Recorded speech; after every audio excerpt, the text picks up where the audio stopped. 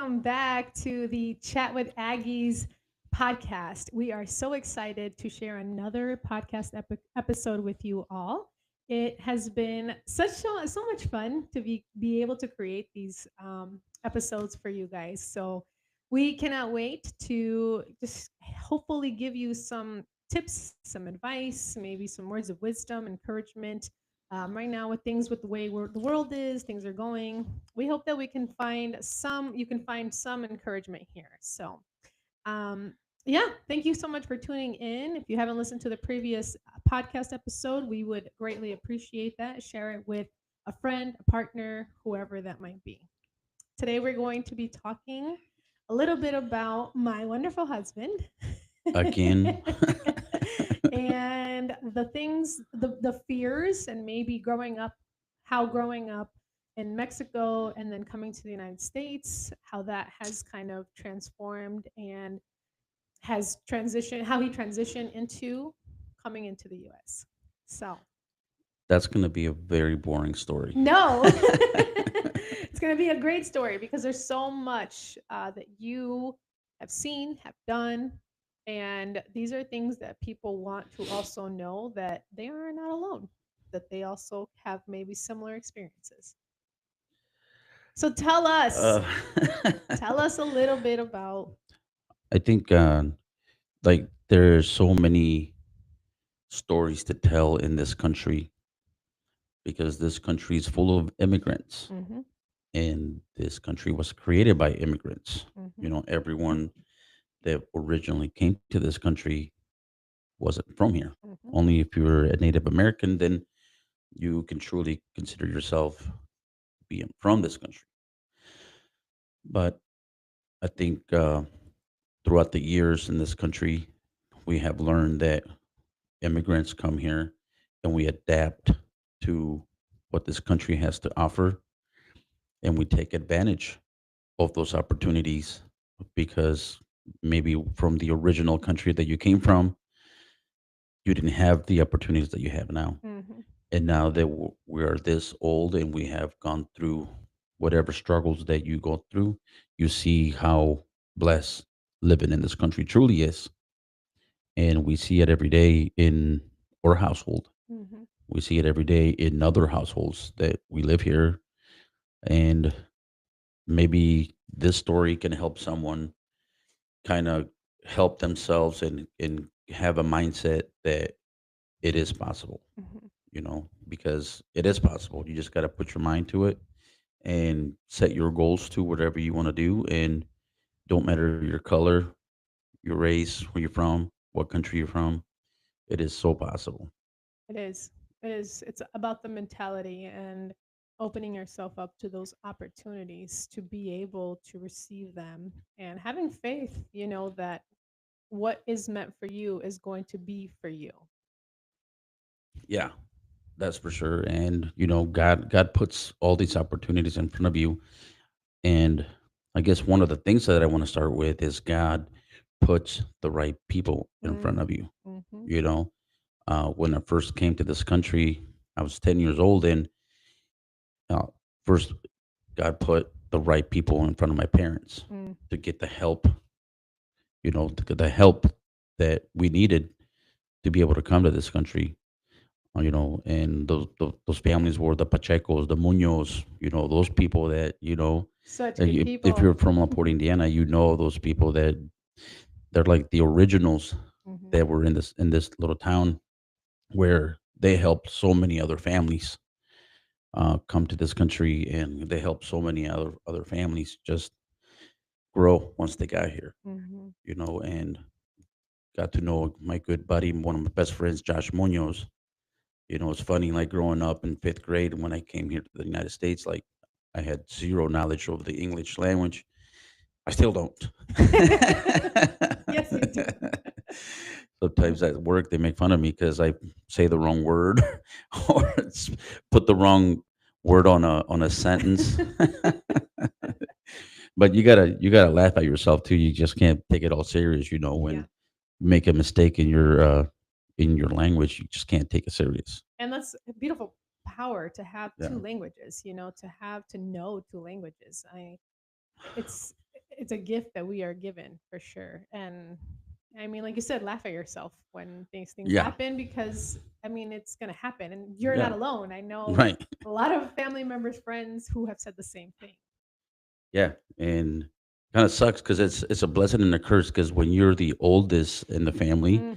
and you're expected to learn English 2 weeks after you get here, Yeah. your parents put you at the front of the line like, "Hey, tell them this, tell them that," and you're trying to figure out how to say these things, and your Mhm. parents like, "Hey, we got to pay the utilities. You better go and sign us up for it." Like, why do I send you to school for Yeah. if you don't even know how to speak the language yet? So you were, coming to this country is one of the hardships that, like, obviously your parents are not trying to learn how to speak English. They're trying to learn how to make money to pay the Mhm. bills, Mhm. and they expect you to know the language. So you translate for the whole family. You translate for the uncle, you translate for the cousins, and the new cousins come from Mexico, and you're Mm. translating for them, and you just take a big responsibility. And I'm sure you know too, translating for family members or other people that you don't even know. I did. I did. I remember being with my grandma, and we would go to the store and we would translate for her. And like you said, just growing up for new students that would come into the Yeah, classroom, or, as a teenager for parents yeah, coming in to help and yeah. translate. We knew how to fill out work applications Mm. at the age of 12. Yeah. you Yeah. know? I saw this meme that said something Uh-huh. like, not only are we um, just like normal people, like we are, HR, and we Yeah, hold, what is it called? Just a financial, yeah, advisor, and like right. all these different titles, because at the age of 12, these Yeah, things. I remember my dad bringing those W-2 forms that Mm. you get at work, like how many dependents. Obviously, I know what it is now, but back then I'm like, I can't understand this language. I Yeah. thought I knew English. This is a W-2. I don't know how to fill it out, but you just okay. I hope this is right. Mm. In fifth grade, sixth grade, trying to figure it out for your family Yeah. because they didn't know what to do and they Right. expected you to. Yeah. So Yeah. that was one of the hardships. Just trying to be an adult when you weren't supposed to. Yeah. Being that Instead of responsible being a child. instead of being a child. You're trying to fill out job applications for your parents because they don't know how to write or read the English language. Yeah. And now here you are, fifth grader, being the secretary for Yeah. the for the whole family. I'm sure a lot of people can relate to that. Yes. Yes. And there's a lot of kids out there right now that are doing it for their parents. Mm-hmm. Mm-hmm. And they feel like it kind of feels like a good thing, like you feel needed, like you feel like you're helping the family Right. because that's what when you come here it's like a big struggle, like everybody's going through it. Mm-hmm. You as a child you feel it. And I went to therapy a few years ago with through the VA, and one of the things they told me is like, you're still suffering from that. Mm-hmm. And I never thought about it for in any moment because I didn't feel like I was struggling. But I mentioned all my story, how we came to the United States, and he's like, you're struggling through that. That's one of the things that I could tell that. And I'm like, what? No, Mm-hmm. no way. But obviously it is. But you didn't know any better. I didn't know any Like better. there was Yeah. no one to tell you that that was a struggle, or that was something that you weren't supposed to be feeling or being or doing. And that's why it's so hard, because you didn't know any better. You didn't know any different. And now when someone brings light to it, it's like, what? I Right. That's just who I was raised to be. Right. That's how a lot of immigrants are here Mm-hmm. raised to be. Mm-hmm. The oldest child is the responsible to make sure that these things are checked. Like, Mm-hmm. cool, we have a Mm-hmm. translator. Hold on. Yeah. We're translating court procedures. Remember going to the court like, hey, so and so got arrested. You better go with him and see what they say. Yeah. And you would be like, I don't even know who this person is. He's supposed to pick You me up just what have time? to just go in. Yeah, and you just help other people translate because that's what they did for you, Yeah. and now you do it back to someone else. Yeah. I think one of my cousins the other day said that too. He's like, my mom sent me to go pick up some Yeah, yeah. kid or mom. And she's like, I have no idea who it was. Yeah, that's the beauty of going through that beautiful struggle of Mhm. learning the customs and like what this country, like just living in the United States. That's what the struggle was. Yeah. And those struggles also, they weren't fun. but they also helped develop a lot of really great values, good morals, helped shape us into who we are today, and gave us a different insight into who we could be. Yeah. Breaking those generational cycles, because now that we are parents, we Yeah. hope that we can give our children a different life in a way where they don't have to know what it feels like to do those things, and they could But just enjoy being children. I feel like the struggle now as a parent is more of like I'm trying to let my child be a child, Hmm. but at the same time, I want him to be that little me, Yeah. Yeah. Like sometimes I see like my son, he's 9 years old, and I see him just being a kid. Hmm. And then it brings my memories back. I'm like, man, when I was your age, I was filling out applications for adults, Yeah. and he barely knows basic writing. Yeah. You know, Yeah. you had to go translate for other people. Like he wouldn't know what to say. Like Hmm. if some person at the courthouse would say something, he would be like, I don't understand what they're saying. Hmm. Obviously, 9-year-old knows that. Right. But how the hell did we make it? I think because we were forced, right? Where we were made to, or maybe just had no other option. And we knew that we, again, had to make sure we helped our families. And being the oldest, I don't remember doing that for my mom and dad necessarily because they both spoke English. But I do remember with like my grandma, helping my mom certain things to call, places to Yeah, make phone calls and things like that.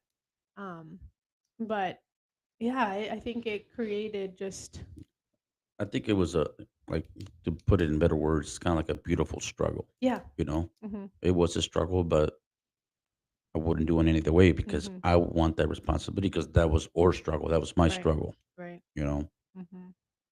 And struggles shape us. Yeah. Um, struggle. I mean, I think there is no.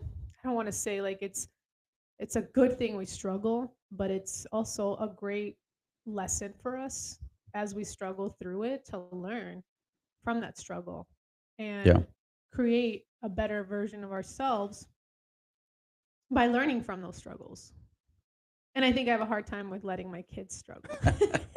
Even though I know I want them or need them Right. to a little bit of struggle. Right. Right. And that's what we struggle with. Mhm. Like trying Mhm. to figure out how we're being too soft. Yeah. And where is the line of like, no, he has to know how to do it, Yeah. or where it's like, no, he's too young. Like our parents were like, Yeah. I don't care if you're young or or whatever, you're gonna figure it out. Yeah. Maybe, Mhm. well, maybe we need to take a lesson from I agree. that. I agree. I agree. Figure it out. Yeah, Solve it. Figure it out. Figure it out. Yeah, it's definitely, I think, a challenge, a struggle to yeah, figure out, like you said, where is that line? no, for sure. And I guess the next thing I want to talk about is like the you go through life as an new person in America, an immigrant, and not knowing English. Like you just go through your day not knowing, Mhm. not knowing what next is because you're learning as you go. You're just learning as you go. Even if you got people there helping you, Mhm. like you're going and you're learning every day as you go. You know, and being a kid in school, like yeah, you're learning the language, but also you have to learn like how to make friends. Mhm. Like like Mexico and here are so different. The schools are different. The struggles are different. Here in America, like you have so much blessings. You Mhm. know what I'm saying? Me and you talk about all the time how we used to go to our friend's house. Well, I'm gonna say white people's house. Yeah. You know what I'm Yeah. saying? That's what it And was. their mom had this awesome snacks in the fridge, or they had this beautiful basement set up, and they had like everything. And you went to their house, you're like, wow, like why do people live like this? Mhm. I can't believe like you have all of this, Right. and your mom gives you snacks, and your mom gives you this, and it's not that her mom didn't give it to us, but it was like no, it's a difference in culture. Mhm. You didn't just go around snacking all day. You just waited till it's time to eat. You ate, then you ran back outside to play. You came back again for dinner, and then you have some water, you Mhm. know. And it's just like the difference in culture that when you go to school, like you see so much different things, and you have to adapt and learn and be mindful of what other this culture has to offer. Yeah, yeah. And I think also just the going back to like they had the snacks and the things, I think our parents were so focused on the basics. You have a house, you have food, you have clothes, you go to school. Like that's what their main focus was, to just make sure they provided financial stability, a home for us to be able to live in so that they could take care of us. And I don't think they even had the opportunity to think beyond that at Yeah, times. yeah, and you're right. They were just trying to survive, Yeah. paycheck to paycheck, or every day just working 12, 16-hour days, Yeah. and coming having to come home with four kids, and they were living through the struggle to survive every day. Yeah. Yeah. And there's people out there going through that right now. And that is, you don't have to be an immigrant to go through that Right. struggle. Right. You go through that struggle every day. And sometimes we forget when we go through that struggle, because I get in funks too right now. Like I get into funks of work, the stress for work. And I forget to come home and know that my kids are still kids. Hmm. Sometimes I come home and maybe I lose my temper with my children, We all do. because yeah, We're humans. well, yeah, of course, but imagine living that life every Every day. day Yeah. because you don't know the language. You're making minimum wage. You have to work at least 16 hours a day to Hmm. just pay the bills, Yeah. and the money that we got, it just pays the bills. Right. And they were in survival mode, which I'm thankful for all the hard work they did, and I'm sure you're thankful for the hard work your parents did. And Very much. there's so many people out there that are going through that, and just keep your heads up, Yeah. keep them up, keep going hard, and learn, and learn how to survive every day and get out of that survival mode. Yeah. And Yeah. Learn what to remove. I think that's what you're trying to teach people right now how to Hmm. do. How to get out of that survival mode. And Yeah. um, people maybe think sometimes like, well, what does she know? It's like, well, we lived it. Yeah. You know, we lived it. Exactly. We A lived little that. bit. A little bit of experience. Like like I think God, like now, some of the pastors say is like God puts people in position so they can help others. Hmm. Like we have struggled through that now. Now we can go help people, Yeah, because we've and been there. we've been there. Like we know what that struggle is. Yeah. So I think that's one of the reasons why we are doing this podcast, to kind of help other people that are going through the same path that we did, to Hmm. know that there is a light at the end of the tunnel, I guess, Yeah. kind of thing. Yeah. And survival is not normal. Maybe you go through the survival for some time. Maybe that's part of that chapter, that season of life. But this is the hope that, like you said in this podcast, to make sure that people know that there is a light at the end of the tunnel, that we don't have to live in survival. That because of the work our parents did, because of what the way that they parented us now, and even if you didn't have a great upbringing or you didn't have parents who were emotionally available for you, you now get to do that with your kids, Yeah, or yourself, or little you get to now break that cycle and decide, what do you want your life to look like? yeah, What do you want your life to be like? What do you want to feel? What do right, you want to experience? right. I think one of the biggest things that I learned growing up, because we were living in survival mode all the time, that there's no time to make yourself the victim. Yeah. You know, like wa- I've never felt like I was the victim of anything growing up, even when we were at our poor state, Mm-hmm. mentally or financially. Like we were never victims of anything. We always, the outcome of what we were at is because of our output of Yeah. our lives. So, and I still hold that to this day. Like some bad things happen to me, I'm not a victim of anything. It's just, maybe God wanted me to fail. Maybe Yeah. God didn't want me there. Mm-hmm. Maybe I didn't work hard enough. Maybe there's someone better than me. Yeah. Yeah. You know what I'm saying? So Yeah. that that those struggles growing up kind of taught me that. Mm-hmm. Mm-hmm. Taught me that I'm not a victim. I'm always Even if I am a victim to it, maybe someone purposely victimized me on something. I don't think about it. I just Yeah. move on like, cool. Yeah. This is not where I'm wanted. Hmm. This is not what God wanted me to do. Hmm. So I move on. They say rejection is God's redirection. Exactly. That was good. It is. That I was mean, that's good. one thing that I read a while ago, and it stuck with me. God's rejection, or rejection is God's redirection. Yeah, that's good. And it's like, wow, what a beautiful way to see it that way. Yeah. I don't have to feel like when rejection happens or mistakes happen or things happen that maybe we are not so pleasant, or maybe we didn't expect. It's like, okay, well, God didn't want me there. Maybe not yet.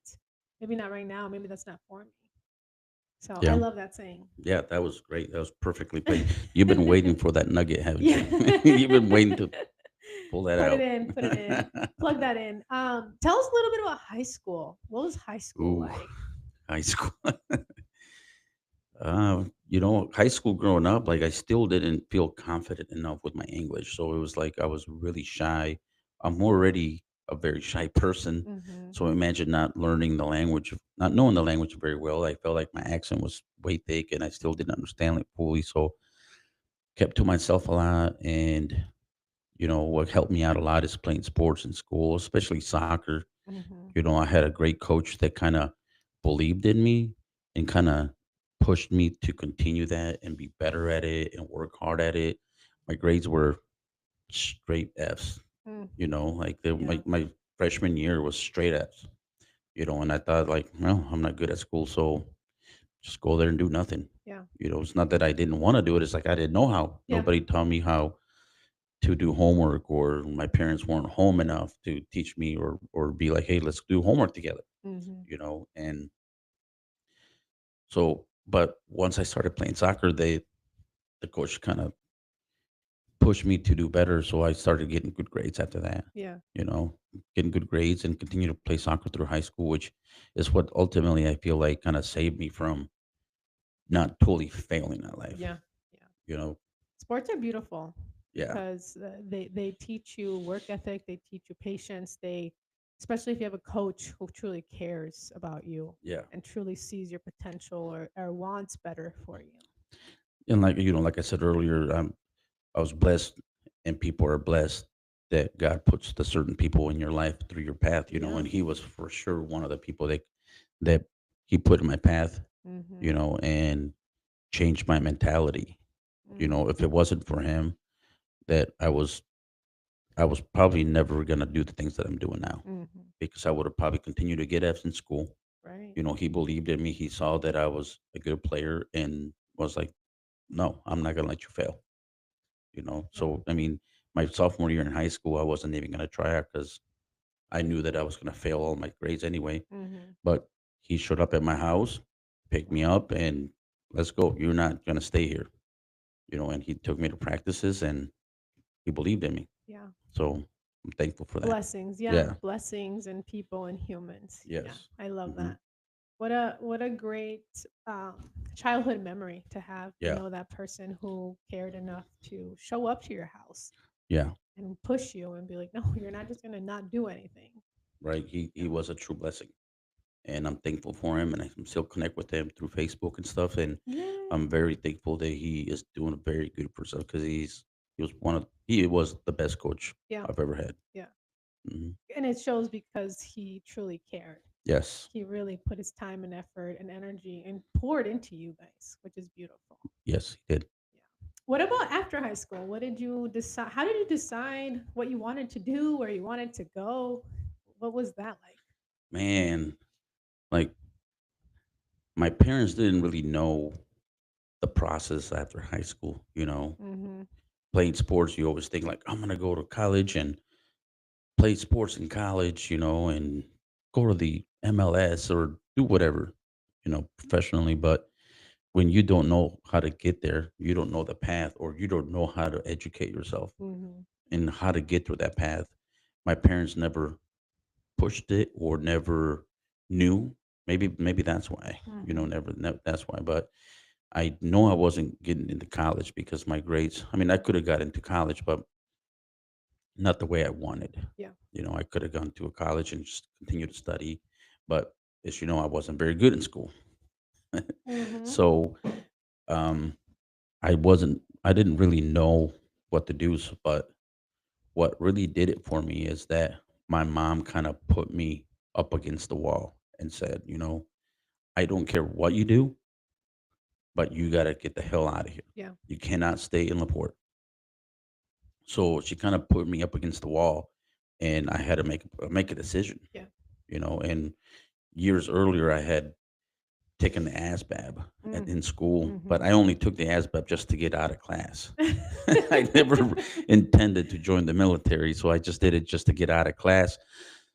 So I thought about, what if I just joined the military to get out of here?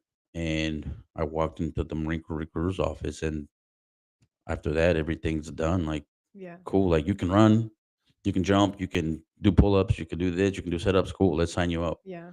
So 2 months later, I'm leaving to boot camp. Mm. So because my mom's a firecracker. As you know, Yes. As she's pushy. tiny as tiny as she is. Sorry. She's really pushy, which is good because she Yeah. knows that she believes in her kids and she wants her Mhm. kids to do better. So I didn't even know nothing about anything about the military, and I didn't know anything about the Marines. Mhm. But I had a few friends that played soccer. I had a few friends that did track in high school, and they were always influencing me, because they were trying to get more people to join the Marines. Yeah. Clayton Quallen, Dustin Johnson, those guys in school were like, "Why don't you join the Marines?" And I think, again, God puts people into your life for a Yeah. reason. Yeah. So, and when I said I'm gonna join the military, that's the only thing that came to mind, the Marines, because I heard guys talking about Yeah. it. So I walked in the recruiter's office, and 2 months later, he sent me to boot camp. Yeah. And once I got to boot camp, it was a shell shock of, what the hell did I get myself into? Yeah. Yeah. But at the same time, it was like one of the best decisions I've ever made in my life. Mhm. Once you're a Marine, you're always a Marine. And that is one of the biggest accomplishment that any person that's ever been in the Marine Corps could tell you right now. They brag about it, they talk about it, they won't shut up about it. Yeah. Being a Marine is I know this from experience from all the Marine brothers. is something that is an unforgivable experience and accomplishment. Once you get there and do the things that they make you do, Mhm. it's something that nobody will ever take that from you. Yeah. And I'm thankful that I did it, and I'm thankful that I'm still part of that group. And the brotherhood that was built from that is unbreakable. Yeah. And as you Unbreakable. should be very proud of that. I mean, Mm. that's a huge accomplishment. You fought for our country. You literally signed your life away Yeah. and said, I am committed to protecting us. I'm committed to doing what it takes to save this country, to fight for this country. And that's a huge, what an honor. Like, Yeah. I feel so like honored to be your wife, to have someone who has been in, like I said, in so many places, has done so many things, to know your Marine brothers, because they are some of the coolest, most amazing, good people that I've ever been able to have the pleasure of meeting, and having that opportunity to push you. Like you didn't have any guidance, you didn't really know what to do, but having the opportunity that God opened that door for you to give you Yeah. this once in a lifetime chance. And Right. like you said, it was the most amazing thing. No, for sure. And I mean, I think you just said, like, I didn't have any guidance. Well, I think I thought I didn't have any guidance, but it's like, I feel like God just kept setting the path Yeah. of where He wanted me to go. Yeah. Like the people that He put in my life, the things they were saying to me, like how the way that my mom put me up against the wall, saying, "I Yeah. don't want you to sit here and work at a factory for 16 hours a day, like how me and your dad are." Yeah. Not that there's anything wrong with that, but that's not what she wanted for me. Yeah. That's not what she wanted for me. And like, they just kept pushing me towards that door of, make a decision, do something with your life, Yeah. and just go for it. You know, Yeah. and I think that push like took that fear away, because I'm like, I gotta do it. Yeah. I gotta jump. I have to jump. There's no option Mhm. but to jump. Mhm. And it took that fear from me, the indecision that, I don't know what to do with my life. The indecision of, yeah. Yeah. Mhm. Yeah. So, And I think that's exactly what happens is when we are faced in a situation where we there's that fear, but yet we know we have to make a decision. We know that, like you said, jump now, like make that Hmm. leap, take that chance, and see where that takes you. And you don't ever really know because of the unknown, right? Yeah. Fear of the unknown, but you don't really know what it's going to give you back or what you're going to experience and see through all of that. And if we keep holding ourselves back, if you would have let that fear stay with you and not done anything, you would have never been able to see or experience or do what you have been able to and the people you've met along the way. No, for sure. And the thing that now I look back, the things that I've learned is like I see kids nowadays or young adults, not make decisions because they're afraid it's the wrong one. Hmm. They're like, I don't know what to do with my life. I want to make sure I'm making the right decision. Like at 19, 20, you're not going to know. Yeah. You're not going to know what you want to do because if you know, it's because you absolutely like, Hmm. I absolutely want to be a doctor Yeah. because my uncle's a doctor, my dad's a doctor, those kind of things. But growing up as an immigrant, like you really don't know what you want in life, and at the young age, you really don't know. Hmm. So don't be scared to make a wrong decision. It's not going to be the end of the world. Yeah. And I learned from that, and I still struggled through like those kind of things. Like always Hmm. trying to make the right decision and overthink it and um, over research things. As you Hmm. see me, I Hmm. research everything and then look up everything and I Yeah. over exaggerate on it. And I want to make sure I have all the answers Hmm. and make sure I have all the backup plans. And last year I stopped thinking like that because I needed a change in my life, Yeah. and I stopped thinking like that. But one of the things I want to tell young adults is like stop trying to have the right, most perfect, most research decision possible. Hmm. Take a leap of faith and just go for it. If this your gut and your heart tells you to do it, just go. You Because know, you realize how much more capable you really are yeah, when you do it.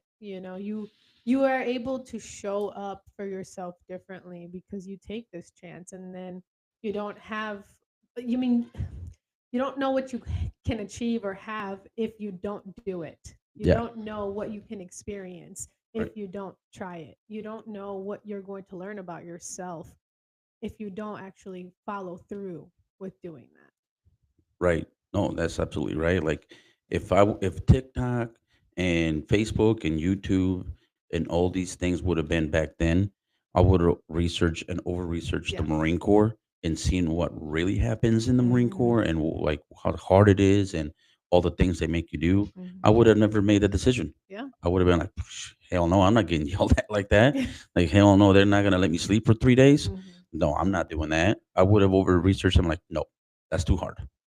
I was just gonna say because it would have instilled this fear of Yeah, that's gonna be too hard. I can't do that. right, I'm not capable. Like that's not something I want for myself, or right, whatever the inner critic loves to tell us. right, And yeah. right. So I made that decision knowing zero things about the Hmm. Marine Corps. Hmm. Zero. Like, all I knew was that I was supposed to run fast, do pull ups, do a lot of sit ups, and learn how to shoot guns. Yeah. And I'm like, all right, I guess let's go. Let's do this. But Yeah. and then I learned actually what it was is like it's the Marine Corps is a lot more mental toughness, and Hmm. that was like Hmm. a shell shock to me. Yeah. A shell shock. Like, what did I get myself into? Right. It was like they break you down to zero and they Hmm. build you up to be this other man. Right. Like l- little Vic went to boot camp, another person came back. Hmm. You Hmm. know, so A greater person came back, a person you didn't yes, even know yeah. you even could be, I'm sure. Yeah, the confidence level went up. Yeah. I stopped being so shy. I was Mhm. still shy. I'm still a shy person, but um, the confidence level of if that's something I want to do, I'm gonna do it. I'm gonna try it. And I also think confidence where it led you to going into the police work, right? Being in law enforcement, like it helped you develop this confidence of going out there in the face of danger and protecting people and showing up to protect others or serving in a way that you felt like this is what I'm called to do. This is what I'm passionate about. No, for sure. Um, After the military, I ended up becoming a police officer, and thankfully a lot because I had a neighbor that was a cop, Mhm. and he saw me grow up ever since I was in middle school. So he kind of knew who I was and saw me grow up, and had, and again, he believed in me and believed Mhm. that I could do the job. And he went to the house and dropped off an application. And I said, "What is this? What is this for?" He's like, "Oh, you're gonna become a cop." He didn't ask me. He told me. He's like, Yeah. "You're gonna become a cop. I need you to fill this out." I was like, "Okay, sure." And me not knowing what I'm gonna do, what my next step was gonna be, I was like, "Sure, I'll give it a try to see what." In my mind, I'm like, "There's no Mhm. way, Mhm. no way they're gonna pick this little immigrant, that Mhm. barely knows how to speak English." This is probably I've been in the States for like 14 years. You know, At that point? at that point, Mhm. I've had been in the States for 14 years, and um, I had just gotten my citizenship like 2 years before that. Oh my You know what I'm gosh. saying? So it's Yeah. just like, I'm not sure if I'm able to do this job, Yeah. but he believed in me. He believed in who I was, and Mhm. he continued to bug me about it because he dropped off the application and I never filled it out. So like 2 weeks later, he came by again and was like, "Where is it? I need Mhm. it." I'm like, "Well, yes, I'll fill it out for you." And he did, and I kept getting phone calls, and then phone calls back to come back for a second interview, third interview, and then Mhm.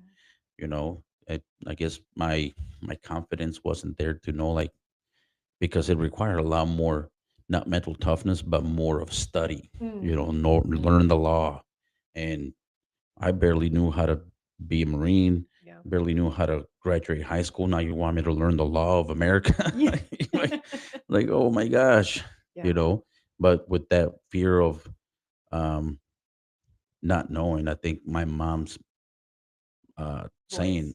my and her words were in my head, like, "You're not gonna sit here," and I kind of see, like, "You're gonna do this. You're gonna Mhm. do this." Like, there's she put me up against the wall, and I continue to think that, like, "Cool, I'm up against the wall. Let's go. Yeah. Let's go. Let's take the step and let's see if it works. It works." Mhm. And I So think sometimes in life we need that. We need those people or we need that push to get uncomfortable because like we talked about before, comfort zones. yeah, Like comfort zones, you can stay there for a they kill long dreams, time. They kill dreams. They Nothing grows in the comfort zone, like they right? say. And we need to learn how to step out of that comfort zone. But sometimes we do need that push. Sometimes we do need that person to who does believe in us to push us to again give us the opportunity to be like, go, get out there, go do this, or have our parents' voice or that person's voice just creating that belief in ourselves to try something, to do something. Right. And I think one of the things that I've learned about, you know, like, if someone comes to you out of the blue and says, like, "Hey, have you ever thought about doing this?" Mm-hmm.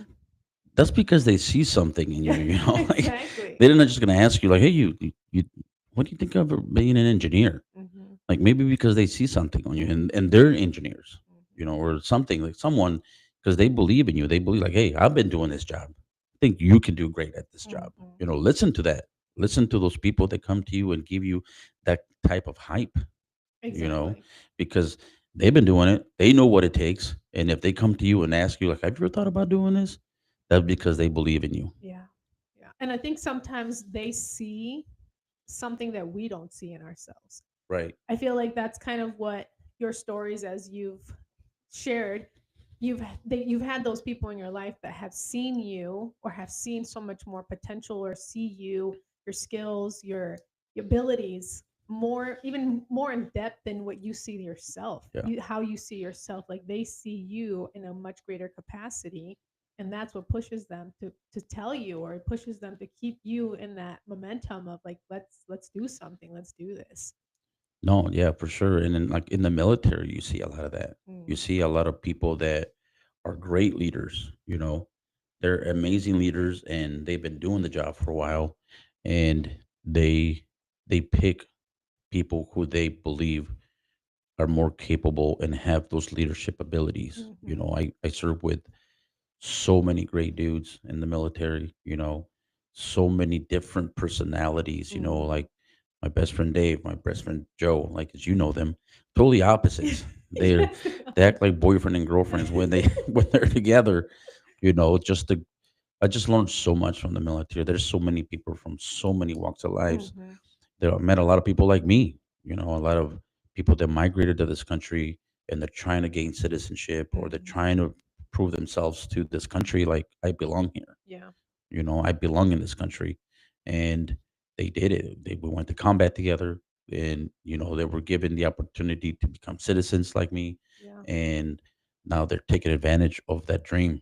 You know, like immigrants. I know it's a cliche for a lot of Americans, like the American dream, Mhm. but for us immigrants, that's a true story, Yeah, and we make it a true story, that's true. and we strive for that American dream, Mhm. and we still believe in it. Because when you want it or you desire it, you put the time, the effort to do it, to make it happen. There's going to be struggles, there's going to be hardships, there's going to be challenges, but I think we rise above every time. We rise Yeah. above and we actually Hmm. conquer the things that the obstacles that come into our life. No. Exactly. Exactly. So I'm really proud of us. I'm proud of you, the listener, who's also out there saying, like, fighting for their dreams, working on their dreams and working on feeling like you belong, like you're enough. You're always enough. You always belong. If you don't have a table, like they say, create a table and invite those who you feel are, also on that same journey, and welcome them with open arms. But yeah, I loved, thank you so much for just sharing so much of what you've experienced, because I think a lot of our listeners can also relate in some way, shape, or form to those parts of your life and the things that you've also have seen or done or experienced yourself. What would you say to the listener uh, who is feeling maybe defeated, feeling like they don't have that person who's pushing them, they don't have that voice in their head, or maybe just feel like this is a really hard journey? What would you say to them? Oh man, I don't know. Yes. I mean, I don't know. The There are so many people struggling out there, and there are so many type of different struggles, but I think it all comes down to like your faith, how you if you believe, if you're a believer and you have faith, like just surrender that those things that are not in your control, Hmm. those things that are not in your control anymore. Because, like I said, when we are in the unknown, we try to control everything because we don't know. Like, oh my God, I don't know if that might happen. This might happen. We Hmm. got to prepare for that. We got to Hmm. prepare for this. We got to make sure because we don't know what's coming. Hmm. You know, so just kind of surrender a lot of those things already. I struggle with that still, but I'm becoming better at it every day through my faith. So much better. So much better. And I think the struggle sometimes comes with trying to control everything. Yeah. You know, I guess growing up, and I tell you this all the time, like I didn't know I was struggling because I didn't know, Hmm. and that's what made it easier to go through those struggles because I was like, I'm good. Yeah. Yeah, I have to go do this hard stuff that I'm not supposed to be doing as a child, but there was no other way. Hmm. So, and I wasn't trying to control anything. So I'm not sure what my parents' struggles are, but I know it's easier said than done to just let go, Yeah. but just get closer to God and have your faith strong Yeah. and know that He's going to put the right people in front of you. Yeah. He's gonna put the right people in front of you. They're gonna come along and be like, "Hey, do you need help?" Hmm. You know, and if you're the listener that is not struggling, be that person for those people struggling. Hmm. Be that person to be like, "Hey, do you need help?" Yeah. You know, Lend a E- hand. yeah, lend the hand over and say like, "Hey, what do you need help with?" Hmm. Or maybe be a listener to someone. Yeah. You know, if you see someone struggling, hey, do you want to talk about it? Hmm. What do you need? You Because how know, often do we actually take the time, sometimes to do that, to sit down and ask that person, like, how are you doing? yeah. Like, what's really going on? Yeah, seems like everybody's just going through the struggles, and we Hmm. forget that like my struggle's not really that hard. Hmm. Hmm. My struggle's not really that hard compared to that other person. Hmm. So maybe taking the time to just maybe listening or asking like, "What do you need help with?" And sometimes that's I feel like sometimes you're put in that position to like listen, like my struggle's not really that bad. Yeah. Maybe I should help someone else, and it will make me feel better. because now I feel fulfilled with that God put this person in this position for me to help them. And some of the greatest I've learned this is some of the greatest speakers, some of the greatest leaders. That's what they say all the time. When you get out of your head and you go out there and you serve, you help someone, you do something for someone, you realize just how much everything inside of you changes. Something within you just changes so much that you feel so much gratitude. Yeah, And it's getting out there to help, to serve, to do something for someone else. yeah. I see it.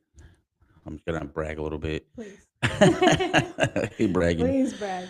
but I see it in you Mm. when you didn't expect that one. No, not about I me. see that in you when you come home and you see changes in your clients. Mm. You know, when you see changes in your clients, when they make they take that leap forward of faith, or they make the changes they've been asking you for help or asking God for help, and you come back and be like, "Hey, we got to win. Yeah. My client really did what she wanted to do, when she's, doing this, doing that, what she's been struggling for years." Yeah. Like, and you come happy, you come home happy about that, and you come excited, you know, that, like, it fulfills you. Yeah. It fulfills you when you really help someone, Really. and that's a great medicine to have. Yeah, it really does. Thank you. It makes me You thought I so was gonna brag about myself. yeah. It really does. It makes my heart feel so overwhelmed with joy and happiness and just fulfillment, like you said, because it creates this sense of like, I've been there. I know what that's like as well. And when you finally start seeing some kind of hope, or you start noticing these changes in your faith and your relationship with God, everything around you starts changing, and it just fuels my heart and makes me feel so happy that I get to experience that with them. That's the beautiful thing, is like they share that with me. They share their I get to see from where they are, or I'm sorry, where they were to where they're at now, and it's just beautiful to see that growth, to see that um transformation in them, and just excited for what's possible for them, to see new opportunities, new doors, new ways, to love themselves, to be excited for life and what they want for their children, for their future. Yeah, I love that. yeah. Well, thank you. Thank you so much I hope again. we don't have to talk about me much longer. I think that this has been a great episode. We hope that this has helped in some way, shape, or form, to give you, like we said, some courage, some hope, some excitement, just some comfort in whatever it is, whatever path you're on, whatever part of your season of your life you're in. We hope that this helps you. And we will be sharing our next episode in about 2 weeks or so. So expect them on Monday, every other Monday. And we will be talking, we'll see what we talk about. I'll kind of share about it on Instagram, Facebook, if you follow me there. A Thriving Mind, I'll share there, YouTube as well. I'll link all of our things so you guys can follow us, connect with us. If you have questions, I'm also going to be able to put a poll on anything that you guys want to talk about, or anything that you guys have questions about. So, thank you again for tuning in. We hope that you have enjoyed this episode. We just want to be that voice. We want to be that voice. We want to be an advocate. We want to be leaders, not because we know everything, but because we are citizens of God. And that is our duty, to be able to share His word, talk about some of the things, some of the testimonies, our testimonies, and what God has done for us in our life. So. You are so good at that. I love you. Love you. Thank you. All right. Goodbye, everyone. Thank you.